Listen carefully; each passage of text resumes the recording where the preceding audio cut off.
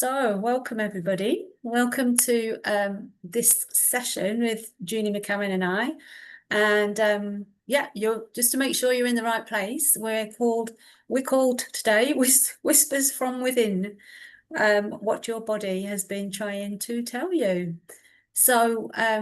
We really appreciate you taking the time to be here. I was just saying to Julie, there's so much around, isn't there, these days that we can partake in online and offline.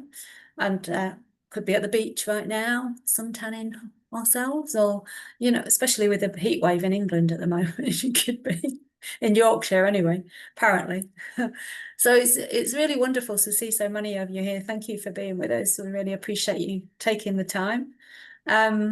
We hope and we suspect the topic speaks to you. It speaks to us greatly in terms of health and well-being and listening and all things mind body. So I just want to give you an idea of what we're here for an hour. So the idea is that Julie and I will tell you a couple of things about ourselves, just in case you don't know one of us or any of us, either of us. Then we're going to move into a guided meditation from Julie, which I'm looking forward to. It means you get to lie down, apparently, so that'll be nice. And then after that, we're going to cover some of the points that we suggested that we'd be covering. Points such as what it means to truly listen, one of my favorite topics. One of Julie's, this is not me, this will be Julie. She's going to talk about how fascia holds more than tension. It holds stories, wisdom and release. So I'm curious about that. And why softening into sensation can quiet the noise of overthinking. And why your body may not need fixing after all. And how anxiety, tension and chronic pain are love letters. And we also want this to be an interactive session. So Julie and I will be doing some of the talking, but we're going to open up and ask you for your questions towards the end. And then we're also going to share a tiny bit about our upcoming retreat here in Spain, which is taking place at the end of September. We're going to start with me telling you just a little bit about who I am, and it will be very, very brief, I promise. So my name's Sheela Masand. I live in Albier, Spain, pretty much Albier, Alfaf, here in on the Costa Blanca. I've been here for 39 years. And I'm a coach, I'm an author, I'm a mentor. I'm also an events organizer. Organised quite a lot of things out here in Albier in the past many years. I can't remember how many years it's been, probably about 13 or something like that. So when I heard that Julie was interested in running a retreat on the mind-body connection, I was all over it. I was like, oh, that's right up my street. I'd love to be part of that, and I'd love to organise that too. So we had a conversation, and here we are. We have something coming up at the end of September, which we're very excited about. So three principles, I came across the three principles understanding back in 2010, and it has had a huge impact on my life, transformed the way I be, I guess, living life with much more ease than I used to, more freedom, more peace of mind, and very, very, very grateful to see how our experience is created and how we function as human beings. Super grateful. The more I see people struggling and suffering, just realize what a privilege it is to have bumped into this. So it changed my work. It changed how I run my business and all things wonderful in my work. So I'm really grateful. Bump into lovely people, many of you on this webinar right now, including Julie. So yeah, Julie, tell us about you. Yeah, so I'm living in Northern Ireland, and I'm a physiotherapist. I've been working as a physio for over 35 years. So working a lot with people in chronic pain. And then, yeah, a little bit about sort of what got me really interested in learning to listen to the wisdom of our bodies, because despite being a physio for 35 years, I really had no understanding of what that meant. I, and I think because my physiotherapy training was very linear, very scientific, a very sort of mind orientated, really, or brain orientated intellect. So it wasn't until I personally had a struggle with a chronic fatigue. I had viral meningitis about, it must be about 25 years ago. And after that, it developed into post-viral fatigue, then into chronic fatigue, and then into like fibromyalgia-like symptoms. And I struggled with that for about 15 years. And that was because I just kept pushing it down. I kept ignoring what my body was trying to tell me. And I just kept pushing through until I got to the point where I couldn't do it anymore. And I'd gone from someone who ran maybe 5 times a week to someone who couldn't even walk the dogs. So I I was still working as a physio at that stage and maybe seeing like 15 patients a day. And I was absolutely exhausted afterwards, just fit for nothing. And then I had heard about myofascial release and knew that it was a more gentle technique for the therapist to deliver. So I thought, well, I'll go and learn how to do that, and then I'll be able to keep working as a physio. So I went, I'm a great believer in sort of going to the source. So I did a lot of research and found John F. Barnes in America, who's sort of like the grandfather of myofascial release. He's been teaching it for over 50 years, even before fascia was really understood. So I went, and because I was traveling so far, I decided to do 3 courses back to back when I was out there. So effectively, I was getting lots of treatment because we were practicing on each other. And when I came home, I had no symptoms anymore. So, and during that experience, during the myofascial release treatments, we were very much encouraged to come out of our head and into our body, to really go on like an investigative journey deep inside your own internal landscape, to sense and to feel where you were bracing or holding tension in your body. And to me, even as a physio, that was something totally alien. And I was shocked with just how much tension and bracing I had in my body that I had been oblivious to up until that point. So that started me on a path of really deepening my relationship with my body, just discovering more and more how important it is to listen to our bodies. And I think when we're babies, when we're born, our body is, I've heard it said, our first love relationship. And we see babies like playing with their toes, and as they grow into toddlers, they're not afraid of their emotions, of their feelings. They go with the highs and lows and they don't resist it. And then we get to an age when we start to judge those feelings and emotions as wrong. And to me, that really is where we start to almost slowly leave our bodies and go all into the mind. And I guess that's why I'm so passionate about this work. And then, of course, I came across the 3 principles about 4 years ago now through my husband, Peter, who's a coach. And that really started to fit the pieces of the jigsaw puzzle together for me because I realized how many of my patients that were struggling with chronic pain were caught up in their fearful thoughts and their fearful thinking. They're striving to fix what they thought was broken. Uh, and yeah, so that long story, but that has encouraged me to dive into the pain neuroscience more. And I've ended up writing a book about that with the 3 principles. So So yeah, tonight I thought I just wanted to read a short, just two paragraphs out of a book that I find that is a really beautiful book. It's called Heart-Minded by Sarah Blondin. So I'll just read the two paragraphs.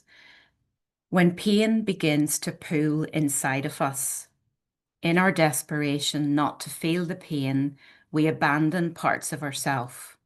So instead of fully inhabiting the one place within us intended to be our safe container, we orphan the parts of us that flows with the current of life itself, our body. When we turn away from our body and enter our mind, neglecting to come back and care for this crucial and elemental aspect of our being. So we thought that tonight we would start with a guided meditation. This is me. It's a recorded guided meditation because I couldn't find the script for it. And I do love this one. It's called Harnessing the Wisdom of Your Body. So I would encourage it. It's only about 10, 11 minutes. But if you want, you can turn your camera off. I'd love you to lie down if that's available to you, because I do think you can feel your body so much more if you're lying down and totally relaxed. So I'll just give you a moment. I just to get comfortable, and I would encourage you to close your eyes even, and hopefully this will work.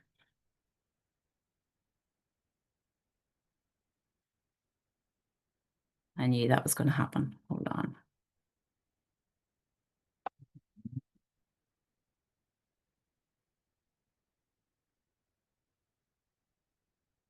Oh, sorry.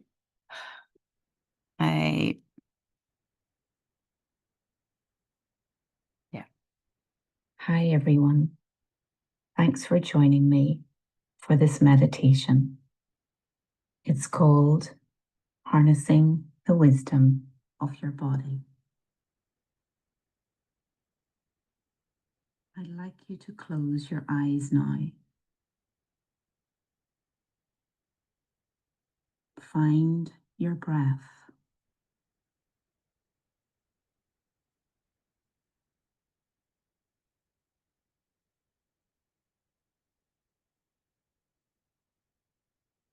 Slowly turn your attention to your body.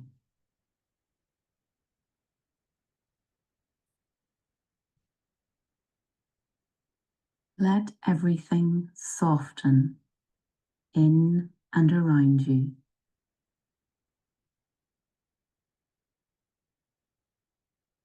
Place a hand on your heart.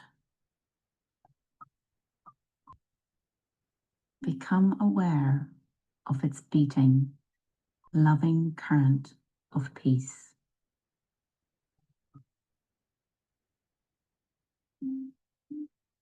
Find your center. This is where you carry the light you were born with.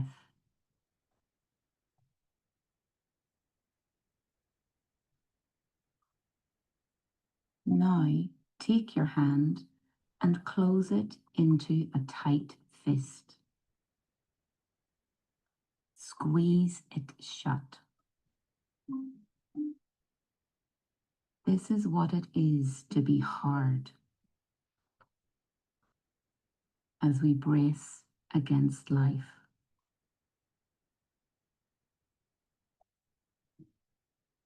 Notice how the blood is blocked from its normal flow. Life is draining from your hand.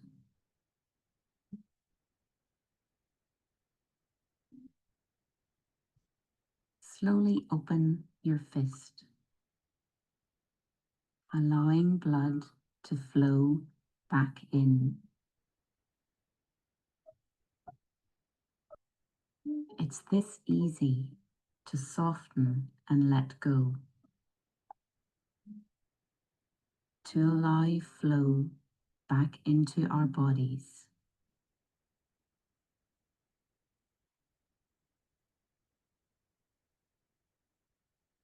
Can you feel just how much tension you're holding in your body? Are you aware of where in your body you are bracing or clenching? Bring your awareness of where those areas are now by placing a hand on top of it.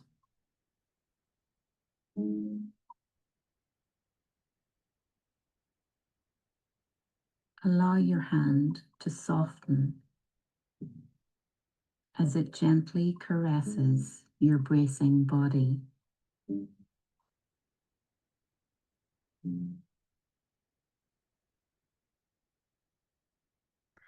Breathe into the tension, and as you breathe out, allow it to soften and let go.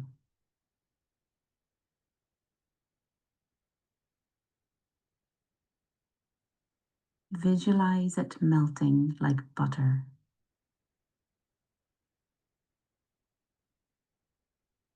Can you feel it softening under your hand? Softening from the inside out.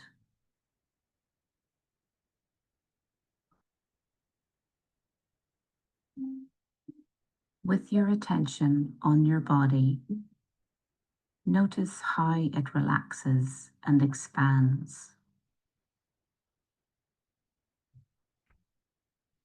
how it quiets. Notice how, when you let go, it lets go too.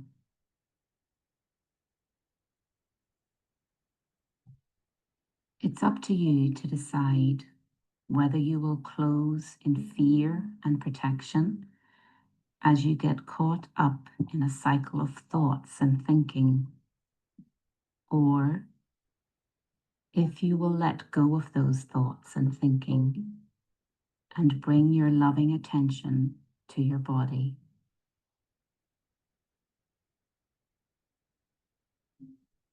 Every part of your body will let go if you pay loving attention to it. The wisdom of your body is calling you to stop holding yourself hostage.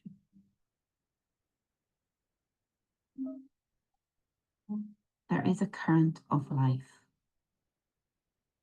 alive and well,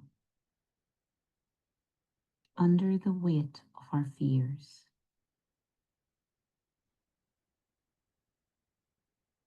Trust this wisdom. We are supported in body and spirit.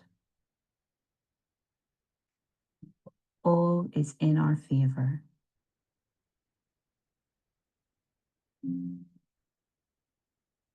Let us come to know our bodies are calling us home.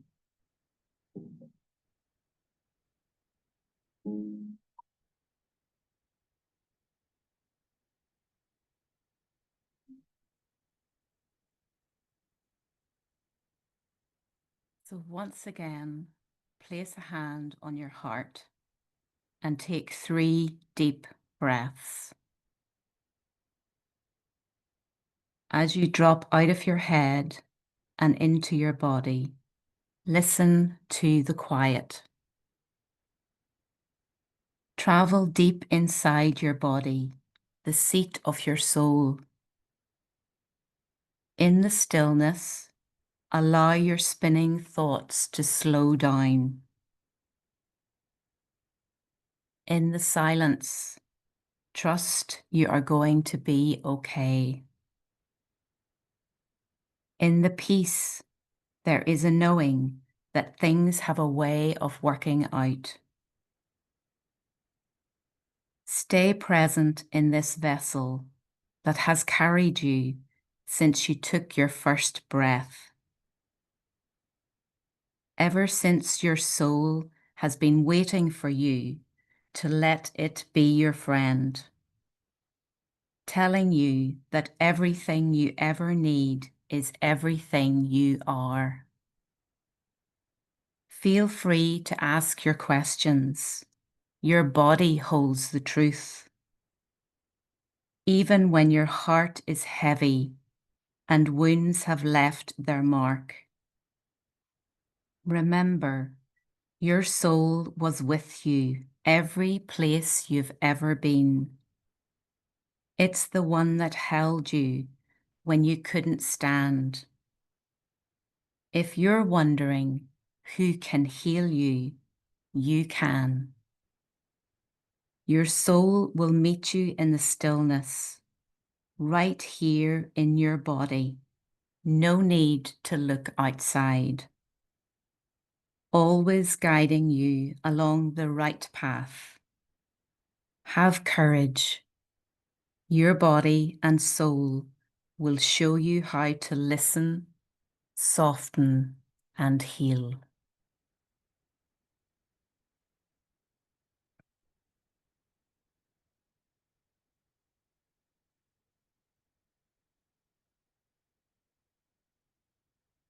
So if you slowly just want to come back and turn your cameras on, just come together.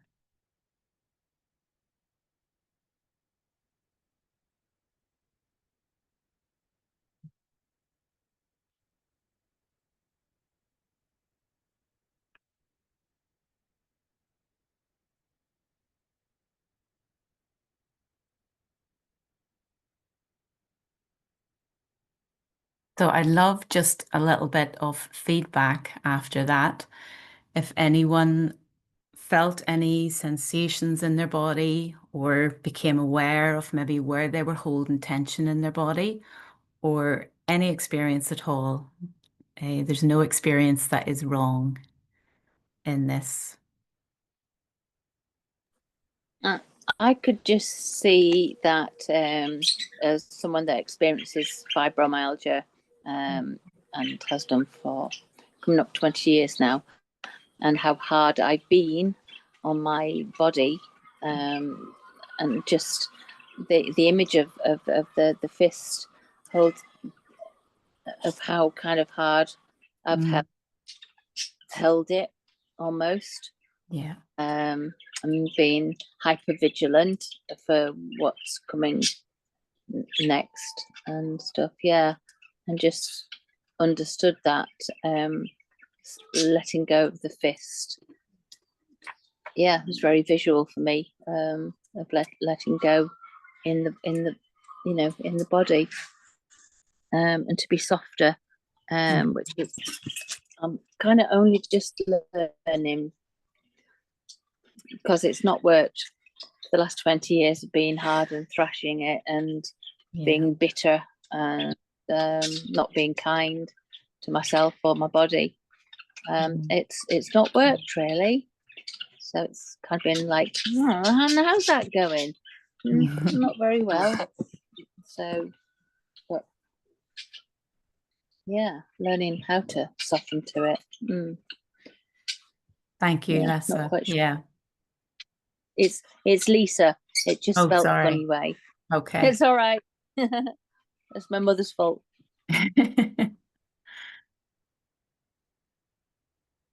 I'd just like to say, Lessa, was it Lessa? Lisa. Lisa, sorry, I got it wrong again, Lisa. Yeah, thank you for sharing that. And I absolutely share your I can't think of the word, but when you asked us to make the fist, well, I took up the invitation and went and laid on. I had a lot of thinking about hosting this and then going laying on the floor. I have to tell you, I was like, I don't know what's going on the screen. Good job I made her co-host. I had a lot of thinking at the beginning, a very busy mind, but it soon quieted down. So when you asked us to make the fist, that was really powerful for me to feel that. And I was like, when's she going to tell us to stop? I want to stop it. When's she going to tell us to release it? But I wanted to follow the meditation because I knew there was a purpose behind it. So yeah, to realize that, wow, is that what we're doing? And obviously innocently, obviously we're not doing it, but is this what's happening? Is this what's happening? Is this how it works? It was, yeah, thank you for that. It was really, really powerful. So yes, thank you for sharing, Lisa. So Ellen's got her hand up. Would you like to share, Ellen?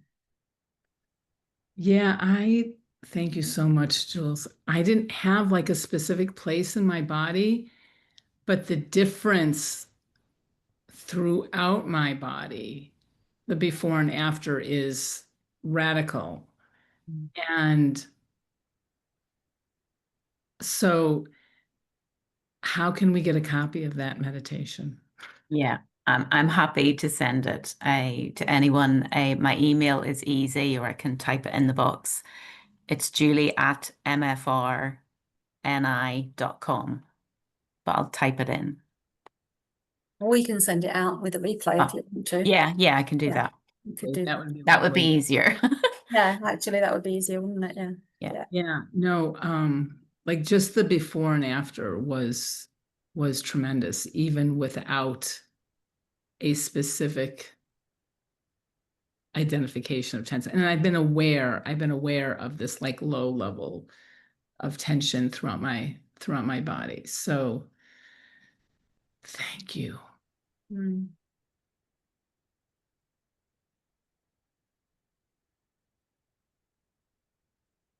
Can I say, so I like Lisa, they letting go of making the fist and the letting go was really powerful. I really really noticed a difference in that. The problem that I had, I did lie down on the floor. It was like very unusual to do that while you're on a webinar. But the tension was all in my neck and shoulders, so it was quite awkward. So say I was to listen to the meditation again, and that's where the tension is, what would you kind of recommend for that? Because it felt awkward with lying down and doing it and having my arms up like that. Yeah, I think obviously the more comfortable you are, the better. If you can put a pillow under your head, even a pillow under your knees, and just feel your body is fully supported and relaxed, then you can become more aware of where you're holding tension. But also, when I asked you to place a hand on where you're feeling it, I know it's not always possible, depends where you're feeling that tension, but just when you can, it's like the myofascial release therapy that I do. We place hands on the patient on the skin, and it just really helps them to bring all their awareness to that area of their body. So yeah, it's a really useful tool to use if you're able to reach that area. Yeah, somebody's asking there, could we lie on the bed for comfort? Absolutely. Yeah, just wherever you're more comfortable.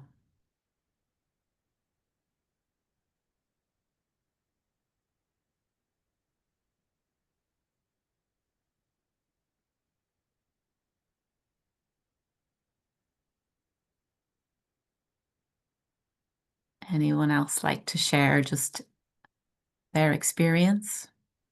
Yeah, Nick.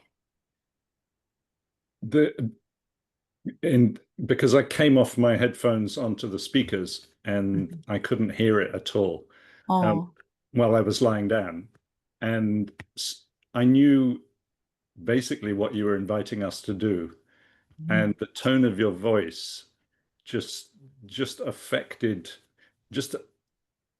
I just followed the feeling. Basically, I followed the feeling of letting go of anything that I felt wasn't as soft as it could be. Brilliant. And it was, yeah, it was beautiful. It was just a really, really lovely feeling. And, you know, it was almost like I didn't need to hear the words, but I would very much like to hear the words. But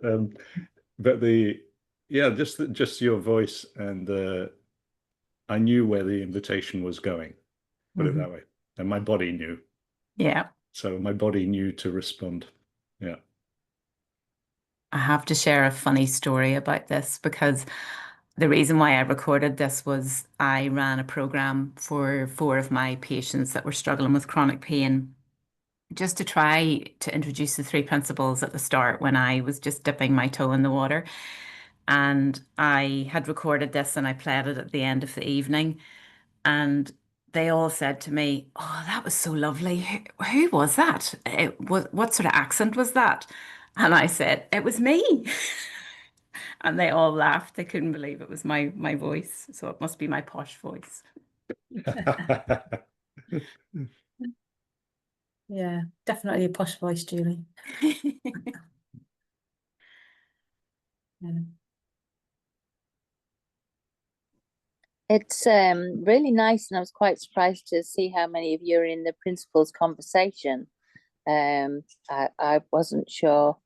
It's my first time on any of the calls tonight, and to hear you introducing yourself and saying, I found the principles understanding, and I'm like, oh, and then somebody else to say, how the principles understanding has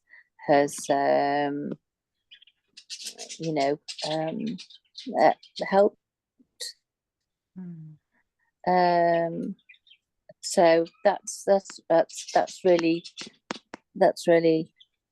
yeah, nice to know, and it's made my prick my ears up even more, to go, oh wow, so you're all sharing the principles understanding within the work that you do as well. So it's not just, I'm just a principles, it's yeah, and I always love hearing people's stories of how they came to the principles understanding and how it's helped them. Because I kind of sorry, that's 6 rescue dogs.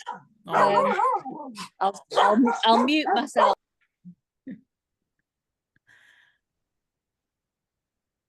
Yeah, and it's always really, really interesting to know how the principles understanding has helped in your life, because I was in the understanding, then I kind of dropped out of it, and then I've come back to it recently. So yeah, it's like, oh, that's all. That's great, Lisa. Thank you for sharing that. Okay, I was just going to say, Julie's new book, as she mentioned, is called Quiet Mind, Quiet Body, and that's that's what we're up to. Both of us have an understanding of the 3 principles, and I actually, we didn't check in the room to see if there was anybody who didn't, and maybe that's more poignant because everybody I see on the screen here, I believe, does, and I think all the names I know anyway, I know we're coming from that commonality of an understanding of the 3 principles. So by all means, if there's anybody here who has no idea what we're talking about, please speak up and we will address that on some level. We don't want to be talking about some understanding that people have no knowledge of. So please speak up. Sharon, would you like to share? Hello, thank you, Julie. That was lovely. Yeah, I found it really interesting when we did the FIS, and my thinking when I did that was, oh my God, how did I live with myself for so many years in that feeling of tense and so much pain within my body. So to me, doing that was a really good reminder of that mind and body connection, because I've suffered with fibromyalgia for years, and when I came into the principles, which was 2018, it really changed my life almost overnight. And to then live in a quiet mind was, as people say, beautiful. But what I found interesting was it actually took about 6 months for my body to catch up with the peacefulness of my mind. So although obviously we can feel that instant relaxation, but I had like 40 years worth, like, do you know what I mean? And it just took my body, you know, a few months to catch up from it. So I really love that. I do a lot of meditation and things, and I find that really helps. And I definitely should be having a look at the book, because I was diagnosed with chronic fatigue 3 years ago when I had a really bad reaction to the booster jab. And so again, I don't know, I just love it all, because I can really see when my mind gets stirred up on occasion, that straight away I'll feel that within my own sort of shoulders. And as you talked about myofascial release, I'm like, cool, I wish you lived next door, because I actually had that for 9 years, and I cannot say the benefit of myofascial release or the difference that it can make. I really miss it. I haven't had it for 3-4 years. So I love what you're doing. Thank you. Yeah, just as you were speaking there, Sharon, one of the phrases that John Barnes would use a lot is, with awareness comes choice. So when you're aware of where you're bracing or holding tension in your body, we simply have a choice to keep doing it or to let it go. And I think that's a very powerful thing to remember.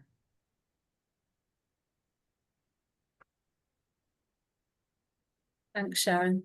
Yeah. Sharon. Did you want to speak a little bit, Julie, too? I mean, a couple of people, and I, you know, me too. I wish Julie lived next door to me so I could get some of my fascia treatments too. I mean, it's such a coincidence, but I don't believe in coincidences anymore. Synchronicities, in terms of when I met Julie, I'd just become interested in the fascia. So that's where I got a strong connection with her. It's like, oh, tell me more. I'm really interested in this. And I've been practicing something called block therapy, which is fascia release to oneself. You know, that's another story, I guess. But I wondered, Julie, if you could talk, because we did say talk. I wanted to, because I'm curious about how fascia holds more than tension. It holds stories, wisdom, and release. Yeah. I'm really curious about that. Would you speak to that? So basically, the fascia is thought to be like the consciousness. So memories and stories aren't just held in our brain. They are in our body as well. And there is lots of evidence for that with like organ donation. There's a very famous case of a child that received a heart transplant, and the recipient or the donor was brutally murdered. It was a child as well. And the recipient child that received the heart, obviously their family were told nothing about the situation of the donor. But the recipient child started having really vivid nightmares of the murder with such clarity that their evidence was used in court to charge the person that did it. So that, to me, that really proves the whole theory of tissue memory, that a memory can be held in the body. And that makes even more sense when I understand the fascia, because the fascia is a continuous tissue that goes throughout the entire body. When I was training as a physio, I was told it was unimportant packaging. But now there's like fascial congresses all over the world. And the fascia is basically like, if you get a piece of raw meat and pull the raw meat open, you see those little tiny like tubules or sinews. And that goes throughout our entire body, right from head to toe and right down to a cellular level. Again, when I was training as a physio many years ago, I was told it just wrapped around the muscles and that was it. And it was just packaging. But they now believe that the fascia is the life force of every cell in your body. So it brings nutrients. Each little tubule is filled with water and nutrients, and it brings nutrients to every cell in your body. And through trauma, which can be either physical or emotional trauma, the fascia starts to solidify. So it's when it's healthy, it's lovely and fluid filled and mobile and soft. But as we brace, which we all do unconsciously when we are caught up in our anxious thoughts and our thinking, and when we all have a unique bracing pattern. So my bracing pattern will be different from Sheila's, different from everybody's. So every time I'm caught up in my anxious thoughts and thinking, I clench my jaw, my solar plexus would just go into like a fist. And my shoulders and neck would be my sort of area of tension. And when I'm repetitively doing that every time I'm anxious or nervous, that fascia will start to solidify. So it loses that mobility and flexibility and fluid filled a sort of structure. And when the fascia solidifies, it becomes incredibly strong. So it creates a huge compressive force through your joints, your pain sensitive structures, your organs, and it really sort of wreaks havoc in your body. And because the fascia is continuous, it's uninterrupted, it can get tight in one area, like in my right jaw would be my problem area. It can get tight here, but I can feel it when it's really tight going down the right-hand side of my neck and right down into my right arm. So very often when we're treating patients, we look for the pain, yes, but we look elsewhere for the source, because I might, for example, complain of arm pain, but it's actually starting up in my jaw. So it's, for me, the whole understanding of the fascia just blows my mind. It just shows how incredible our bodies are, and the whole thing of tissue memory. And like, I have had experiences when I've been having treatment of myofascial release. Someone will just have their hands very gently somewhere on my body, and I just feel this overwhelming emotion arising out of nowhere. And the beauty of myofascial release is that you don't have to work it out. You don't have to sort of think, oh, that's my childhood trauma from whatever. Your body's just trying to get rid of that for a reason. And if you trust the wisdom of your body, you just let it out. So yeah, I don't know whether that answers all aspects of that question, Sheila, but that's just what comes to mind. I think, I mean, personally, I'm fascinated by it, and please put your hands up if you have any questions, if you have any questions for Julie, and if not, I'll just keep asking her questions, or we'll have a conversation, because it's I think and how does that, so I suppose what's popping up for me is you said it, emotional stress and physical stress harden, I don't know if you use that word, but sort of, oh, people have got their hands up, so I'll let them speak, but harden the fascia, like did you call them nodules or pathway? No, it's like little tubules. Tubules, that was the word, tubules. And so that to me, I sort of wanted to make sure we address that mind-body connection, you know, that because that's so important, isn't it? You know, quiet mind, quiet body, and how it's one system. You know, it's absolutely one system. There's no separation, right? And so every thought, every emotion, every feeling is going to affect our body, and vice versa, I feel as well. You know, feeling, sensations are going to inform what's happening in our minds too, because I know, you know, if I'm in pain, it seems to affect my state of mind greatly. Yes. You know, so that's how I see that. It's like, yeah, you know, I had quite a bit of pain recently, and it was like, yeah, it's not a one-way system. This is a system. It's a complete system that goes all the way round and round and round and round and round, both ways, in physical, I can tell. Yeah, when I hear that sort of argument of whether it's top down or bottom up, I think it's, you know, our thoughts and our feelings happen so simultaneously that they cannot be separated. And what comes to my mind, I'm quite a visual person, is the affinity sign. You know, so I put thoughts inside one loop and feelings in the other, and it's just continuous the whole time, you know, so you can't really separate them. But yes, definitely with chronic pain and the research that I've done into that aspect of it, I forgot where I was going to go with that, but I don't know, sorry, mental blank. But if we look at the questions from Okay. Sharon. Shall we ask Sharon first? Yeah, since Sharon's got her hand up. Yeah, it was just quick, really. When you said about when it's releasing, there can be like emotion and everything. It's quite interesting because when we did the exercise, I suddenly felt like I wanted to cry. So it was quite interesting you saying that. So can a fascial release happen sort of naturally without having to touch if it's been so tight, and then you kind of relax and it releases? Yeah, I think it's obviously easier initially if there's hands on the person, so that that helps to increase your interoception, which is your internal awareness, basically. So it just helps to guide, because a lot of people, this is totally foreign to them to actually feel what's going on inside their own body, because we spend 99% of the time from our neck up.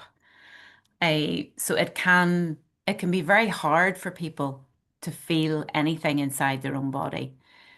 So that's why having a MFR therapist to put their hands on and guide you does make it a little bit easier. Like, that's what I needed. I hadn't a clue how to feel anything in my body, even though I'd worked with bodies for so many years, which I'm ashamed to say. But yes, once, you know, it's that phrase of with awareness comes choice. So once you do become aware of where you've got a restriction, or where you're holding tension, or where you're bracing in your body, then you can release it yourself. Yes. And I also do, which we will be doing on the retreat, is sorry, I thought I had one there. They're like soft balls. I'll just grab one here.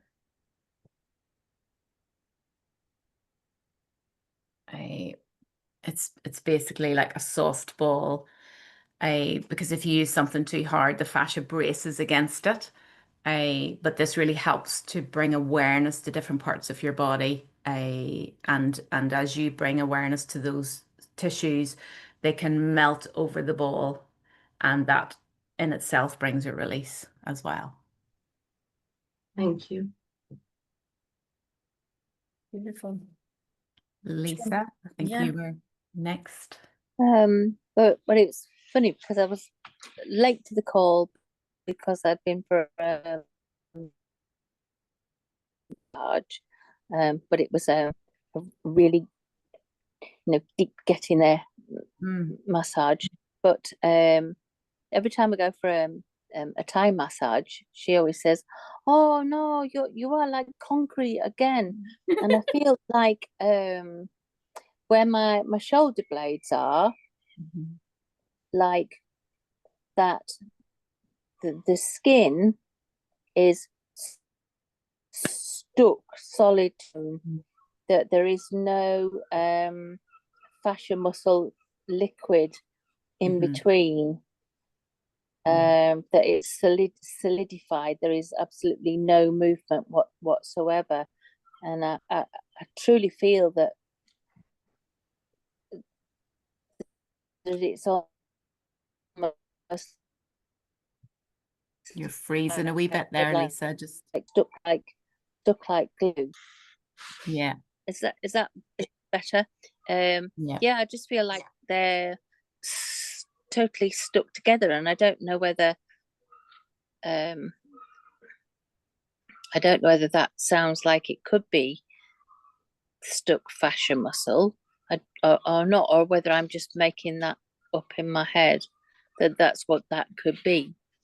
Yeah, no, the more dehydrated the fascia becomes, the more sticky and stuck and solidified it becomes. Yeah. Yeah, that's what it feels like. Yeah. And Okay, well, the difference between a massage and myofascial release is that massage feels good at the time, but it's not. The releases in the myofascial release have to be held for a minimum of 5 to 10 minutes in order for it to be a permanent change in the structure of the fascia. Otherwise, it's just like taking an elastic band, and as soon as you let go, it just bounces back to where it was.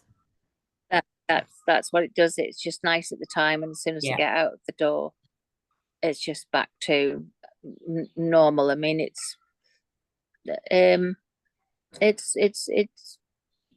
pretty much, yeah, ruined my life, really. I had to give up my horses and pretty much everything. Can't ride even a bicycle.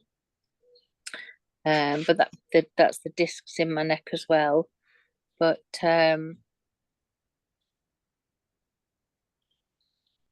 yeah. Okay. Wow, this is really interesting. Thank you.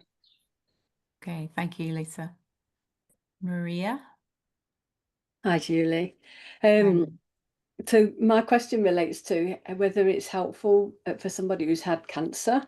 So, and I'm in particular thinking about somebody who's had a sarcoma, where they've had the sarcoma removed, they've had a chunk taken out of them, another chunk taken out from another place to infill, and you know whether the therapy would help somebody who's been through that.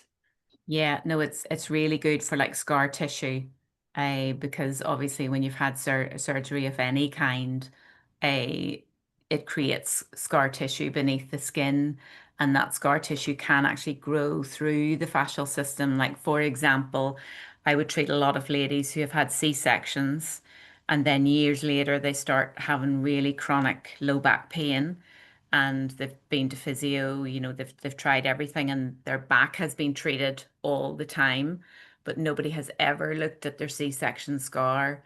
And very often I would go in quite deep into the scar, and you can feel it. You can feel the little sort of restrictions and tight bands of fascia going back onto their spine. So it's attached onto the spine at the front, if you know what I mean.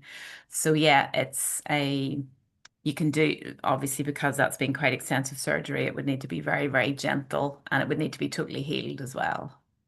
At least 6 to 8 weeks post surgery, before Yeah, I would do anything. the healing isn't expected to be. The information that we've had is the healing won't fully recover for 2 years. So does that mean he's going to have to wait for 2 years? No, you can still do very, very gentle stuff. Thank you. Wow. Seems like I'm not the only one that's fascinated by that. Right. It's a beautiful conversation. Just looking at the time, and there is a question, and I see Ellen's kindly answered. How can you find a practitioner locally? You've inspired people perhaps to go find their local fascia, is it myofascia practitioner? Yeah.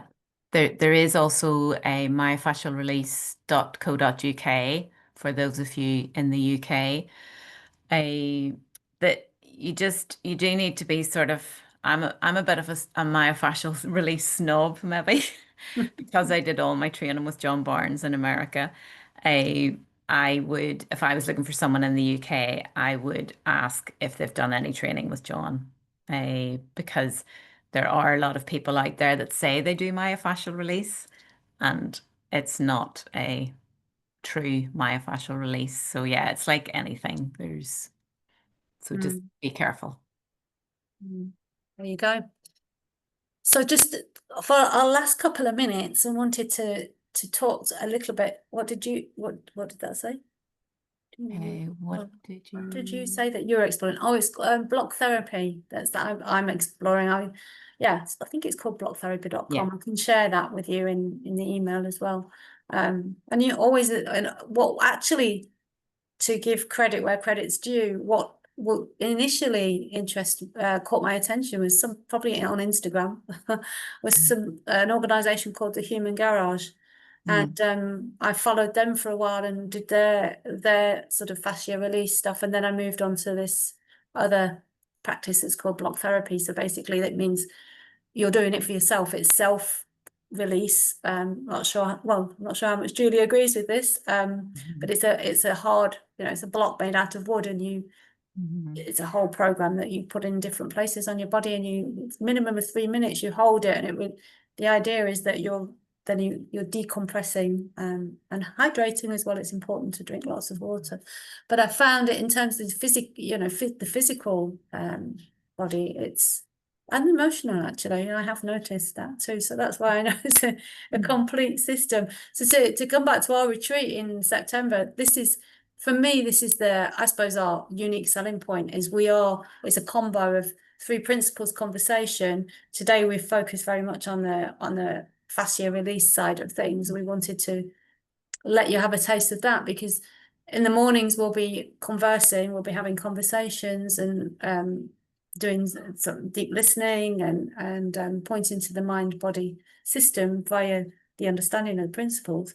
And then in the evenings, we'll have a big break in the afternoons, and then we'll come back in the evenings. We're going to be using my daughter's studio. She's got a beautiful Pilates yoga studio. We'll be moving over there, and Julie will be leading us through this myofascia release education, I guess. Is that what you would call it, Julie? And it's probably more like practical classes. There'll be guided meditations, really getting out of your head and into your body, and then also using the ball. So it'll be self-myofascial release classes as well.